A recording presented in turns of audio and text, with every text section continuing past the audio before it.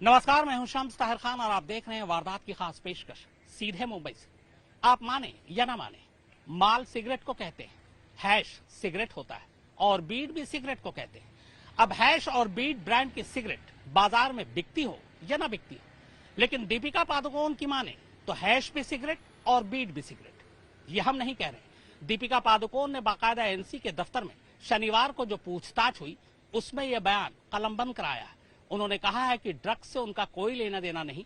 Drugs chat में जिस hash का जिक्र है, जिस माल का जिक्र है, वो माल, वो हैश असल में सिगरेट है। एक मोटी सिगरेट, एक पतली सिगरेट, लेकिन ड्रग्स का दूर दूर तक कोई उनसे वास्ता नहीं।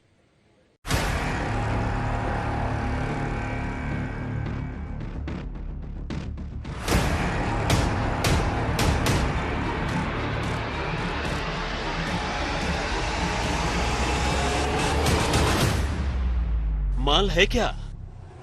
पिछले कई दिनों से इस सवाल का जवाब पूरा देश जानना चाहता है। एनसीबी को भी इसी सवाल का जवाब चाहिए, क्योंकि एनसीबी इस सवाल के बिना पर ही दीपिका को घेर सकती थी। शनिवार को जब दीपिका एनसीबी के दफ्तर में हाजिर हुई तो एनसीबी ने ठीक उसी लहजे में दीपिका से ये सवाल पूछ लिया जो उन्होंने 2017 के ड्रग्स चैट में लिखा था। माल है क्या? दीपिका ने इस सवाल का जवाब दिया।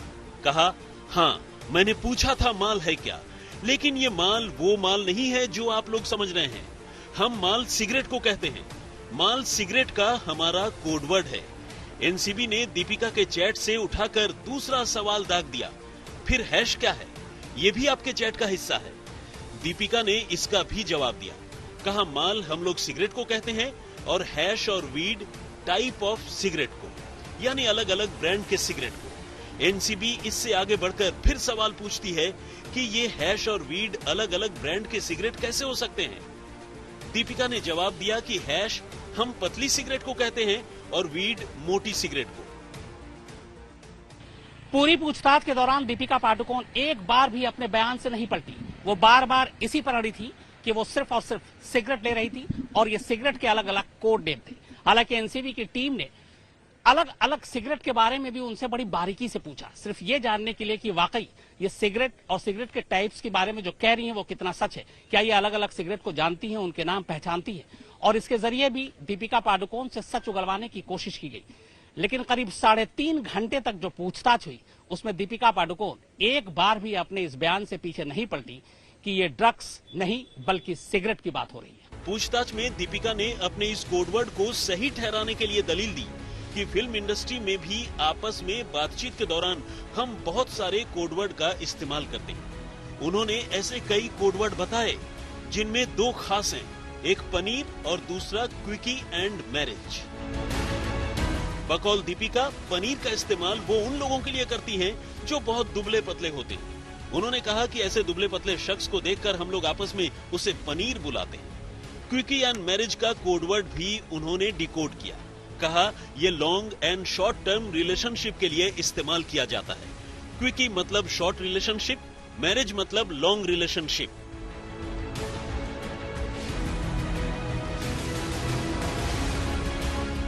दीपिका ने एनसीबी को दिए बयान में ड्रग्स लेने की बात से पूरी तरह इनकार कर दिया। उन्होंने डूब्स को भी सिगरेट ही बताया। दीपिका के साथ साथ एनसीबी की टीम दूसरे कमरे में करिश्मा से भी पूछताछ कर रही थी। करिश्मा के भी माल और हैश के बारे में ठीक वही बयान थे जो दीपिका ने दिए थे। तब एनसीबी ने इन लोगों के कोडवर्ड का सच जानने के लिए एक तरीका अपनाया। एनसीबी की एक टीम ने करिश्मा को कागज और कलम दिया और उनके सामने 2 सिगरेट रखे, एक मोटी और एक पतली।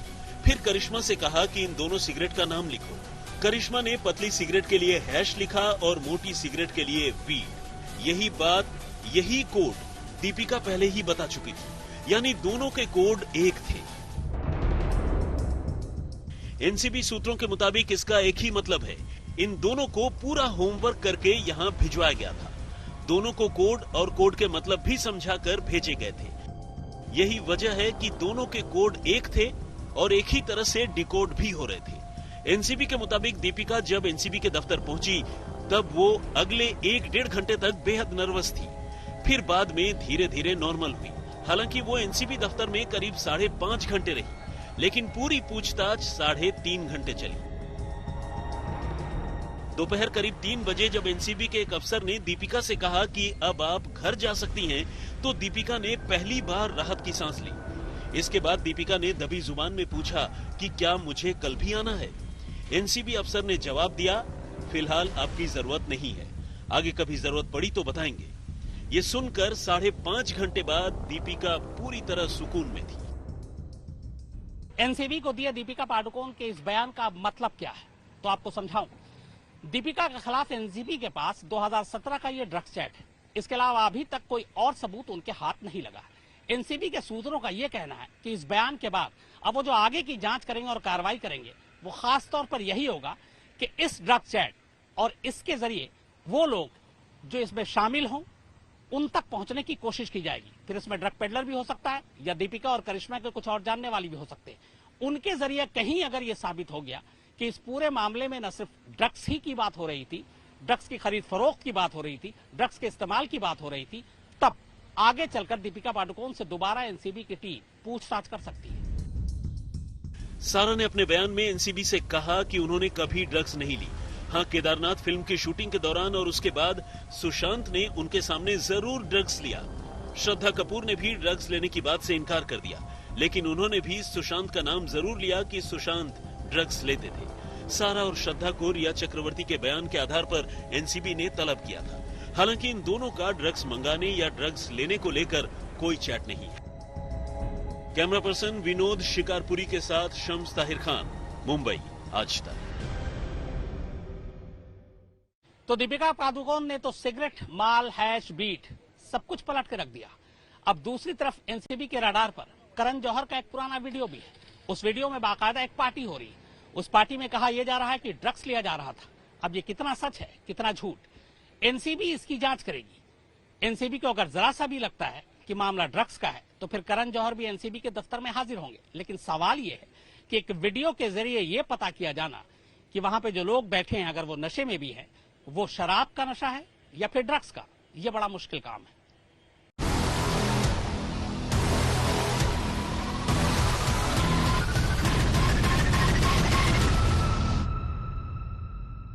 ये सब के सब बॉलीवुड के मंझे हुए कलाकार हैं।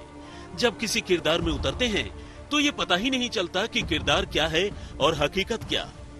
मतलब ये कि किसी भी रोल को शिद्दत से निभाना क्या होता है, ये इन्हें खूब आता है। लेकिन इस वक्त ये सब के सब एक अलग सी खुमारी में नजर आ रहे हैं। कहने वाले इसे पार्टी की मस्ती कह सकते हैं, लोग इसे नशे की एक्टिंग भी कह सकते हैं, लेकिन अकाली दल के नेता मनजिंदर सिंह सिरसा ने इसे सीधे सीधे ड्रग्स पार्टी बताते हुए इन पर कानूनी कार्रवाई करने की मांग कर डाली है।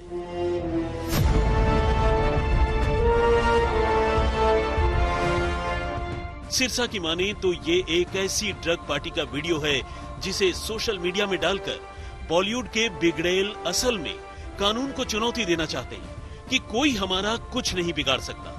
और सिरसा की इसी शिकायत पर अब नारकोटिक्स कंट्रोल ब्यूरो ने इस वीडियो और वीडियो के जरिए इस पार्टी की जांच शुरू कर दी है। 26 सेकंड का ये वीडियो नए सिरे से बॉलीवुड में बवंडर लेकर आया है। 28 जुलाई 2019 का ये video film maker Karan Johar के घर की पार्टी का है और इस पार्टी में बॉलीवुड के तमाम बड़े चेहरे नजर आ रहे हैं। बड़े स्टार हैं, बड़ी हस्तियां हैं। ये देखिए, दीपिका पादुकोण है, मलाइका अरोड़ा है, रणबीर कपूर, शाहिद कपूर, वरुण धवन, विकी कौशल, अर्जुन कपूर, जावेद अख्तर की बेटी और फिल्म निर्देशक जोया अख्तर भी है। साथ ही और भी कई हैं।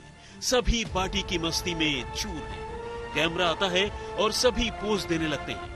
पहले सिरसा ने इस वीडियो को लेकर ट्वीट किया और फिर बाकायदा एनसीबी को लिखित शिकायत कर मामले की जांच करने की मांग की। वीडियो पहले ही वायरल हो चुका है, हर मोबाइल से गुजर चुका है।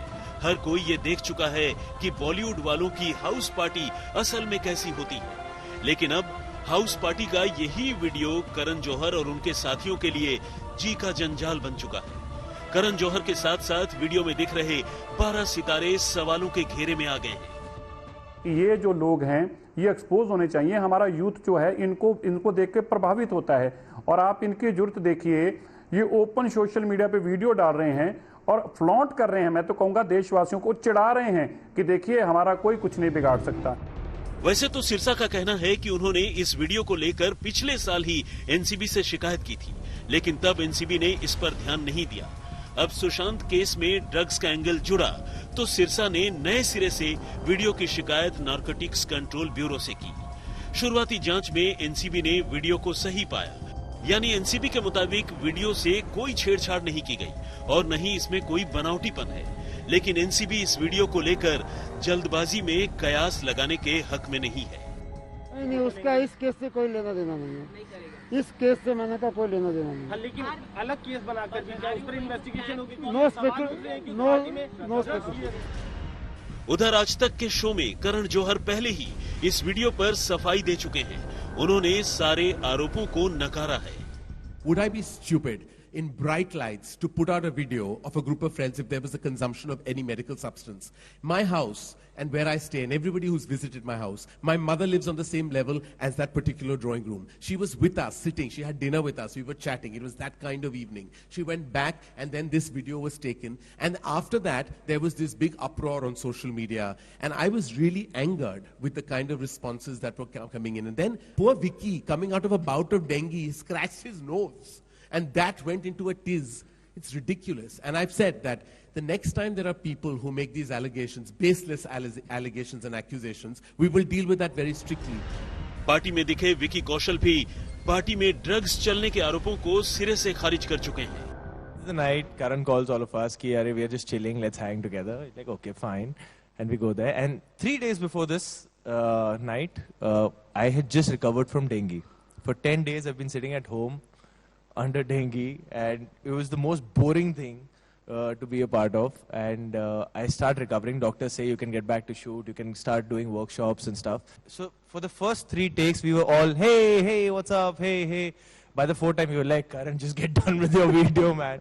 And so this time, we didn't know that he's going to make a video. So everybody is like reacting to the video. हालांकि सिरसा की माने तो अभिनेताओं के हाव भाव और दूसरी चीजें शक पैदा करती हैं। वीडियो में विकी कौशल के पीछे एक सफेद पाउडर की लकीर जैसी कोई चीज दिख रही है। सवाल उस मटेरियल को लेकर भी है। ठीक इसी तरह कैमरा पैन होने पर अयान मुखर्जी अपना हाथ पीछे की ओर ले जाते हुए दिखते हैं। पहली नजर में ये कुछ छिपाने की कोशिश नजर आती है। सवाल उस चीज का भी है। बॉलीवुड हसीनाओं की नारकोटिक्स कंट्रोल ब्यूरो में पेशी के बाद साल भर पुरानी इस पार्टी की तस्वीरें एक बार फिर चर्चे में हैं। करण जौहर फिर से घेरे में हैं। पार्टी में मौजूद सभी सितारे नारकोटिक्स कंट्रोल ब्यूरो की रडार पर हैं। करण जौहर के कंपनी के पूर्व कर्मचारी क्षितिज प्रसाद के हत्थे चढ़ने के बाद मुश्किलें और बढ़ गई हैं। ऐसे में अगर कल को क्षितिज के जरिए बॉलीवुड की इन बड़ी हस्तियों के कुछ और राज बाहर आ जाएं, तो हैरानी की कोई बात नहीं। मुस्तफा शेख और दिव्येश सिंह के साथ पंकज उपाध्याय, मुंबई, आज तक। पहले ईडी, फिर सीबीआई, उसके बाद एनसीबी यानी नारकोटिक कंट्रोल ब्यूरो, तीन एजेंसियां, न जाने कितने लोगों से पूछताछ हुई। उस पूछताछ के बाद भी आज 106 दिन हो चुके हैं, लेकिन सुशांत की मौत का सच क्या है, ये असली जवाब अभी तक किसी को नहीं मिला है। अब इस केस में एक नया मोड़ आया। सीबीआई की टीम सुशांत की बहनों से या फिर एक बहन से पूछताछ करने जा रही है, और ये पूछताछ इसलिए है क्योंकि रिया चक्रवर्ती ने बाकायदा मुंबई पुलिस को एक शिकायत दी थी। उस शिकायत को सीबीआई को सौंप दिया गया और अब सीबीआई उसी शिकायत की बिना पर सुशांत की बहन से पूछताछ करने जा रही है।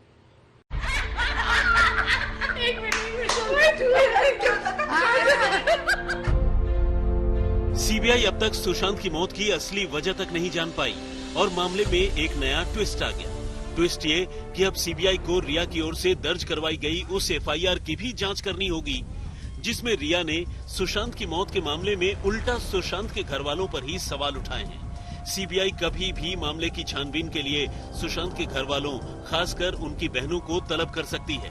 रिया ने इस एफआईआर के लिए सुशांत की बहन प्रियंका के साथ हुए इस व्हाट्सएप चैट को आधार बनाया, जिसमें प्रियंका कथित तौर पर बगैर डॉक्टर की पर्ची के कुछ साइकोट्रोपिक दवाएं लेने के लिए सुशांत से कह रही थी।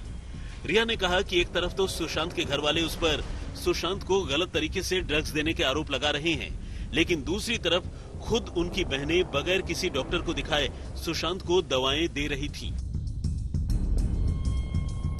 रिया ने अपनी शिकायत में सुशांत की बहन के अलावा दिल्ली के राम मनोहर लोहिया अस्पताल के डॉक्टर तरुण कुमार को भी आरोपी बनाया, जिसने एक ओपीडी मरीज के तौर पर सुशांत के लिए दवाएं लिखी, जबकि सुशांत उनके पास खुद को दिखाने के लिए कभी आए ही नहीं। दिल्ली में संजय शर्मा के साथ आज तक ब्यूरो। तो मुंबई से वारदात की खास पेशकश में फिलहाल इतना ही, मगर आज तक पर खबरों का सिलसिला लगातार जारी है।